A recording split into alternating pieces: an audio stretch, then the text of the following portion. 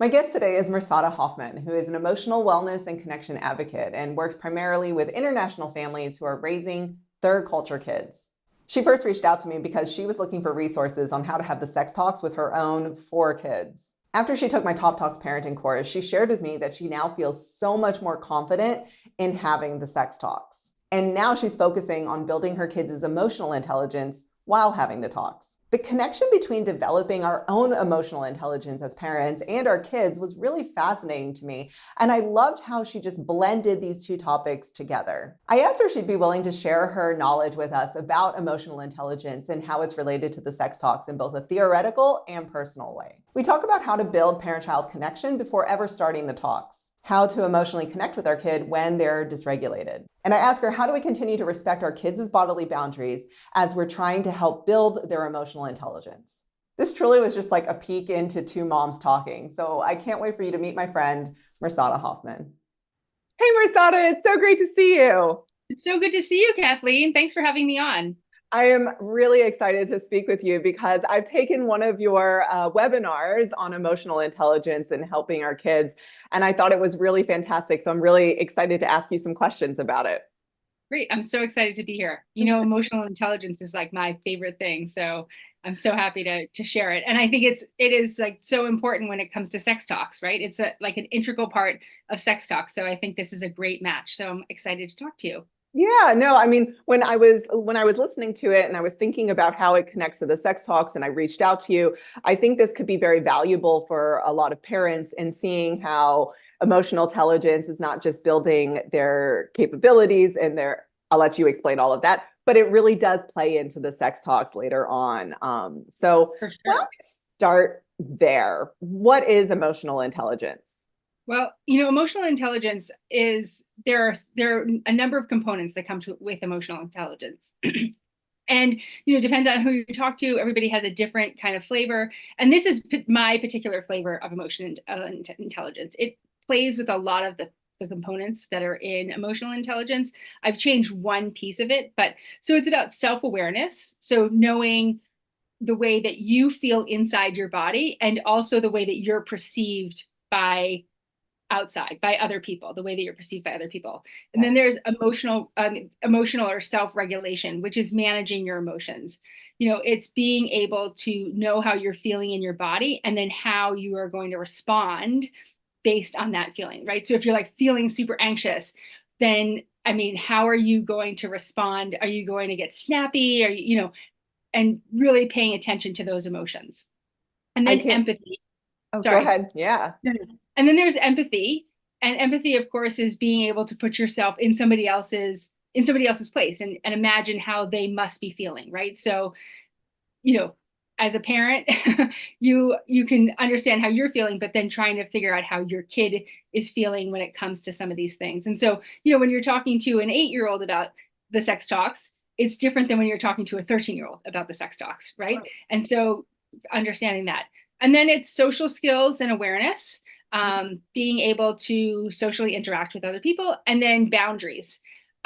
So those are the components of emotional intelligence that I teach. Mm-hmm. And I think that self-awareness, managing emotions, and boundaries are like the most intricate pieces of emotional intelligence that play into the sex talks. Why? Why do you think those are the most intricate pieces? Well, because I think that being aware of yourself and knowing how you perceive your experiences and how you're going to show up, that is like a really important piece of emotional of the sex talks. And then also understanding how people are receiving you, how your kids are receiving the way that you are talking about these things. Are you nervous? And are Mm, you therefore sharing that nervousness, right, that emotion with your child when you're talking about this? I took your course, yeah. and I know that there can be a lot of nerves when it comes to the sex talks. I mean, I did the sex talks with my kids, and there was I was nervous about it. But just getting through that and continually doing it, practicing. We talk about practice in life, practicing it, and small snippets. It helps reduce some of those nerves. Yeah. Um, Yeah, can I ask you a question? Because you did take my course and you then ended up like sitting all of your kids down and having the sex I talk. did. It wasn't like I was like, okay, we're gonna sit down and have the sex stuff. It was a dinner, and we always talk at dinner, and so I did do it at dinner. And how did you express to them your feelings about it? Like, I feel like because you took the course, you saw the importance of making sure that they For all sure. had correct information about this really important topic. How did you express to them that this was really important to you, that they know this? I mean, I think the fact that I said, okay, guys, we're going to talk about this at dinner, right? Like Yeah. that therefore, like I made it deliberate that I was having a conversation with them. And I've thought about it so many times. I try to continue to have the conversations because that's really where the value is, even just in emotional intelligence as well. It's not just a one and done sort of thing, like with the sex talks. It's these small little pieces that we're helping our children build these skills and giving them tools to help them just be more dynamic in their life, right? Really being able to show up as a more dynamic person. Um, so yeah, I think that in being deliberate about the conversation, it showed them that I was, that it was important to me. And listen, I was nervous. I was nervous, and it's funny because I have four children, and I have two kind of older ones and two kind of younger ones. I mean, they're all very close, but I have two like I have a teen and a preteen, and then I have an eight. They were 8 and 9 at the time. And so the 8 and 9 year old, it was a totally different conversation, or the way that they received it and the way they were asking me questions than at the time the 12 and 11-year-old, right? They were just much more like sitting down, just eating their meal and not really being a little bit more nervous about it. But I know how important it is. And so that was my entry into it. Yeah. Very cool. Like, when we have these conversations with our kids and we're trying to help them learn to express or say that, when you have a question, I want you to come to me, or I want you to feel comfortable coming to me. And we all go into like every conversation feeling a sense of nervousness or a sense of we're putting off Like our, trepidation or like yeah, fear. exactly. Like our words are saying one thing, but our body language is saying another. What I learned from you is kids are going to pick up on that. Oh, 100%. A hundred Yeah. percent. That's the thing, is that like as humans, I mean, even you and I, we're co-regulating in a certain way being together, right? We're picking up on each other's energy. And if you've ever been with somebody who's talking really fast and really frenetic, sometimes you can pick up on that, and you might really start to pick up the pace of your speaking. And so our kids and children are much more in tune to like the emotional vibration, or like the energy vibrations, than adults are. And I think that as we've aged and our brains have changed, it's hard for us to even we can't remember, but to even think about how our children are receiving information. Mm-hmm. And so, but that is one of the big ways. And the younger they are, the more they pick up on things, on feelings. But as they age, they're still doing it, and they're really in tune. They're really in tune. One of the things that this makes me think of is when my kids were younger and I was trying to help them get through like those tantrum stages, or I could see them about to escalate, right? They were about to throw the toy or they were about to get really upset. One of the things that I had heard was don't tell them to use their words, right? Help them to go through this without saying use your words. Right. How would you respond to that? Or how would you give parents advice? Because what I'm seeing is now that my kids are getting older, closer to the puberty age, right? I'm going to be going through a lot of this again, I think. So I think this advice could be good for young parents of younger kids as well as parents that have, the preteen age. Yeah. So I think that, it's interesting because a lot of times people say breathe, right? Oh, just take a deep breath. And that can be exceptionally frustrating, actually, when you're in the middle of having a big emotion.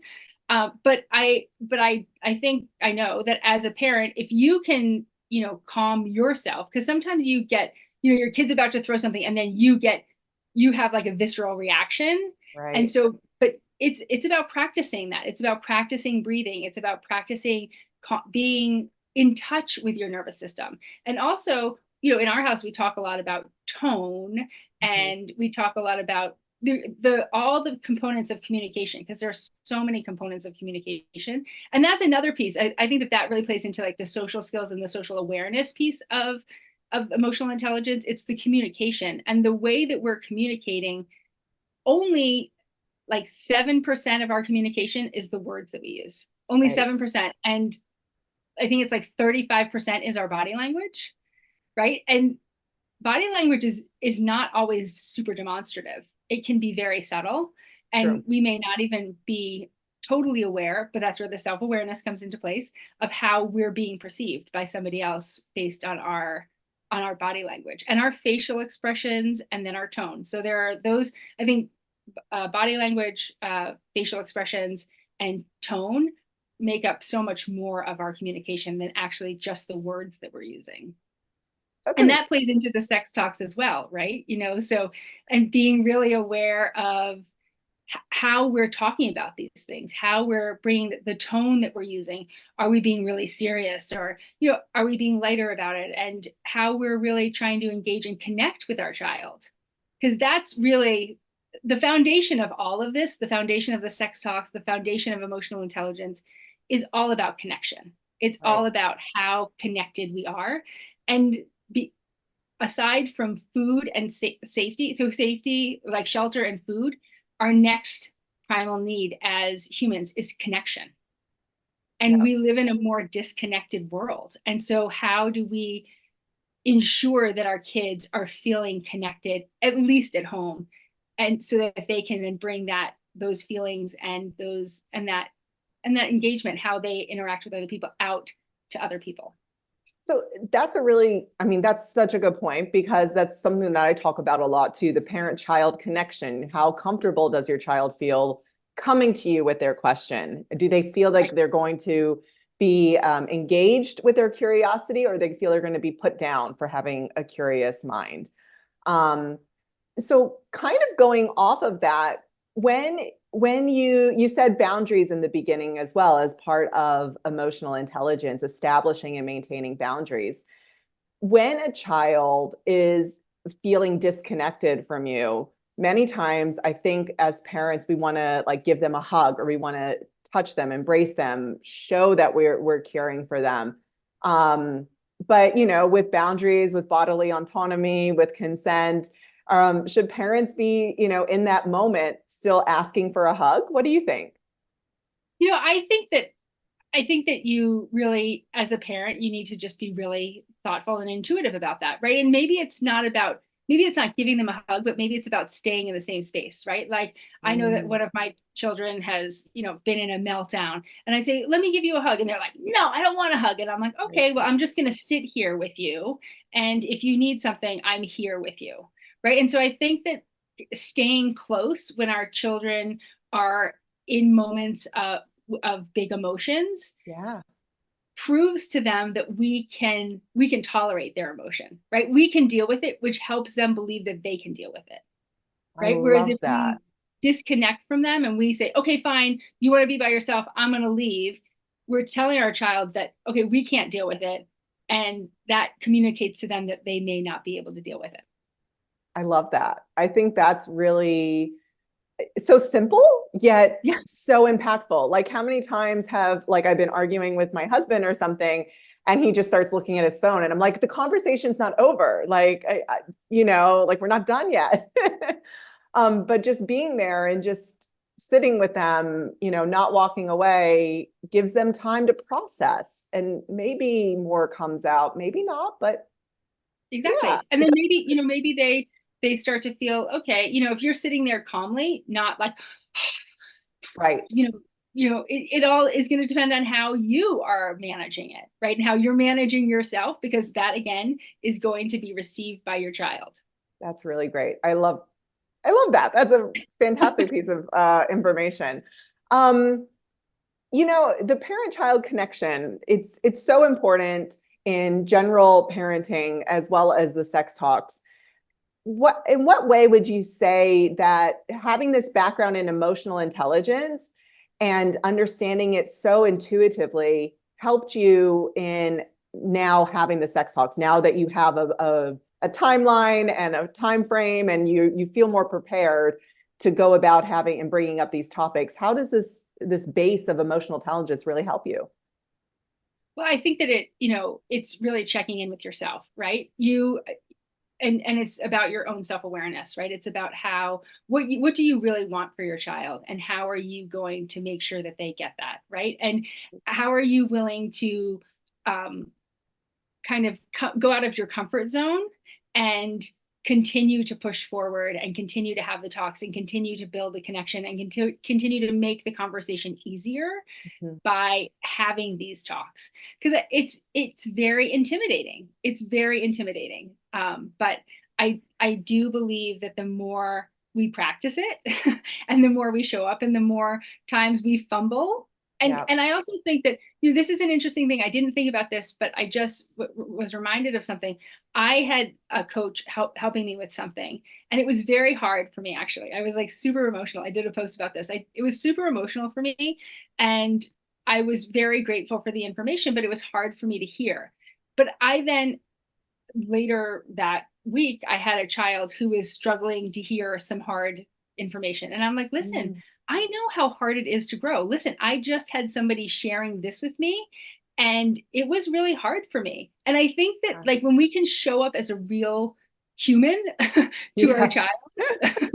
as opposed to a parent who's, Right. delivering information, I that is very powerful. And in them seeing the human side of you.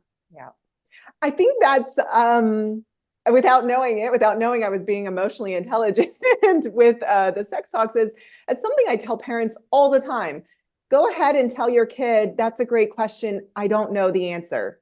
Just say I don't know. Even if you know the answer, like to what is sex, you know what it Right. is. You just don't know how to explain it to them in an age appropriate way at that moment. So just say I don't know. But for many parents, that could be really hard. But what you're just saying here and what this shows kids is it's okay to not know everything, and it's okay to ask and then find information, and your parent is going to get back to you. Right. And the other thing is that I think there was a post that you did the other day that I was like, yeah, that's totally right. Saying, what, I'm nervous about this. I think you were talking about, talking to your teens about sex and being like, I'm totally nervous. And it doesn't, we don't need to sit down with our kids, as you've explained to me and we've talked about, and the same with emotional intelligence. We don't need to sit down and be like, okay, now we're going to have an hour's class on sex, right? Right. It's literally a 30-second, 1 minute, 2 minute conversation in the car on the way to soccer practice, or Right. on the way to school, or at any time, they're on the way to the grocery store, or doing when you're and I think I don't know if you've spoken about this, but when we are not face to face, Yeah, it can be less intimidating, right? And so totally. driving in the car is a great place to have some of these more uncomfortable conversations. It's kind of great that you mentioned that, because that's one of the reasons why I created the topics in a jar activities. Yes. And I would love for you to give like a little bit, like, so the topics in the jars activities are for parents to either get the talks going with, like, they're 12, 13, or 14. They haven't had any talks and they're like, oh my God, I think I've waited too long. Let me get them going. Or I have puberty topics, and it's really to get your 8, 9, 10-year-old talking about puberty before the changes and it all gets kick-started.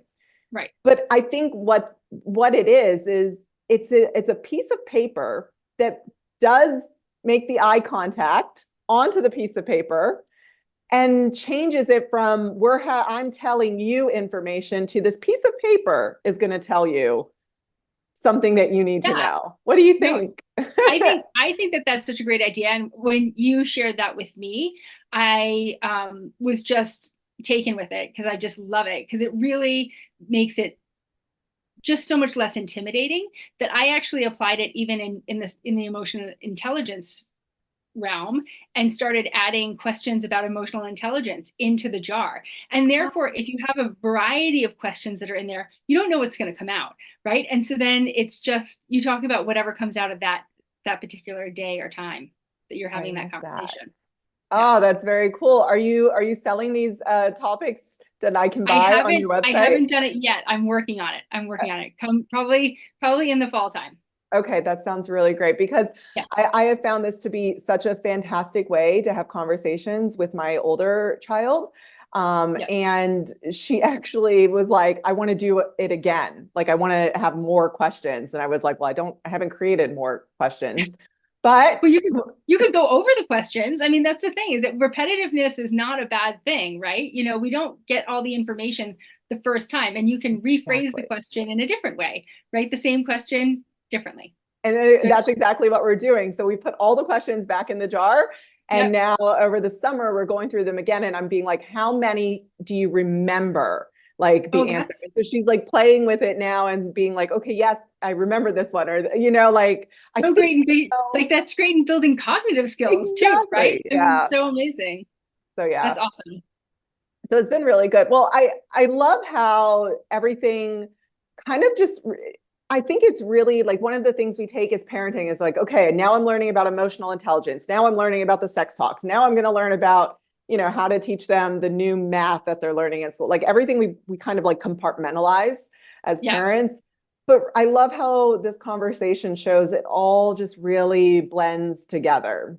It does all blend together, and all of it's really important. All of it's really important, and being being a connected and being an aware parent, which anybody who's listening to this, they're paying attention and they're really trying to do the best for their kid. And that's just a huge congratulations to them for doing that, because parenting is hard. It can It be is. so hard. And, sometimes, I mean, I work a lot with expat parents, and it can be lonely. And so, and even with a partner, sometimes you don't always agree, and, having differences of opinion and how you communicate those and how you navigate them, it is just really important. And it's really amazing for the parents that are really showing up and really trying to give their kids the best that they possibly can. So I want to say a huge congratulations to them for that. Absolutely. Absolutely. It's really about these small parenting wins. I honestly believe that we have to celebrate them as parents. Like when you have a child that comes to you and says, I need you to just listen, right? Like you didn't that they didn't learn that on their own. They learned that from you and what you were modeling and helping them Yeah. to be able to express themselves. And you have to celebrate that because that is huge. Exactly. Or when you've lost your cool, or like you haven't responded in the best way, and they say, you know what, mom, that wasn't really what I needed. And it's like, wow. Okay, Amazing, you're right? right. That wasn't what you needed, and I need to reframe that. And that's what we're doing. We're helping to create like a generation that hopefully does better, right? And can Exactly. They're going to can show up express in a themselves. totally different way and be more connected. And it's interesting. I saw something the other day, and they were talking about why our parents, weren't as focused on some of this stuff. And, I think that there's a lot that goes into, like, my parents were immigrants to the States, Yeah. and, they were just really trying to survive and get by. And that was a lot of people and now we have a lot of safety and security and resources. And now it's really about growing. And as parents, we're growing, and that is helping our children grow, because any change and any healing that we do and growth that we do, we're just passing that on and giving our kids more room for them to do their own growth and their own healing. And that's, I think, the most amazing gift. Yeah, it's basically, the hierarchy of needs, Maslow's hierarchy of needs, and we've Exactly. we've gotten some solid foundations there. So Right. now we can do a little bit better. Well, Exactly. Mirsada, where can people find you if they want to follow you, if they want to work with you, if they want to attend one of your fabulous webinars? So I'm on Instagram at Mirsada Hoffman, and I have a website, mirsadahoffman.com. Awesome. I will link them in the description below. Absolutely follow her. I follow her and start to become a more emotionally intelligent parent that can help raise emotionally intelligent kids. Oh my gosh. Thank you so Yes. much for being here. Thank you so much. This has been amazing. Awesome. Awesome. All right. Take care. Bye. Bye.